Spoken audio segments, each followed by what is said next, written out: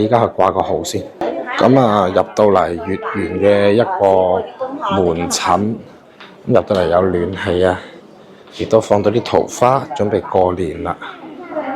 依家嚟掛號嘅，咁啊月圓咧都係醫保定點單位啦。掛完號嘅話咧，依家就去揾醫生啦。咁啊，社區醫院啦，人啊冇咁多，排隊咧就方便好多。今次我要咧就係9樓康復科，掛咗嘅咧就係高主任。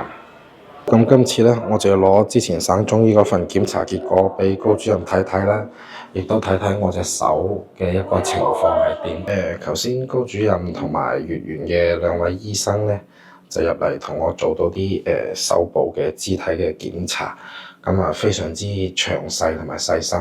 咁講句真，喺出邊嘅三甲醫院、大醫院咧，係好難會有啲咁細心、咁體貼嘅服務咯。因為可能佢哋都係以儀器啊、設備啊檢查完等結果睇結果。咁但係頭先咧月圓嘅醫生咧就同我由頸椎啦到手啦，到關節啦，全部都做過一個排查檢查。咁啊睇住我啲結果咁去做排查。咁依家咧就做方案係針灸啊同埋康復咁樣嘅。好啦，咁頭先啱啱咧就睇完醫生，咁啊做到相關嘅治療方案同埋康復方案噶啦。咁啊係咯，咁我哋從9樓又再嚟到咗1樓呢一度啦。咁啊又同大家分享一下，呢個就係我今日醫生同我睇嘅個情況，同我開咗5日嘅治療啦，同我開咗啲藥添，有啲口服藥可以令我緩解一下。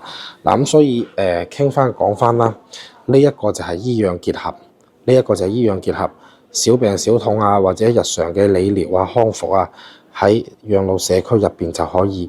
咁而且咧，好似我前2日去中山醫咁話，度個科室門口都人頭湧湧，人滿為患，排滿晒隊啊！咁但係喺呢度咧，就醫咧就會好舒服、好方便嘅啊！咁啊，非常之適合呢個長輩朋友日常嘅一個慢病調理啊，或者日常一個理療啊，都係好好。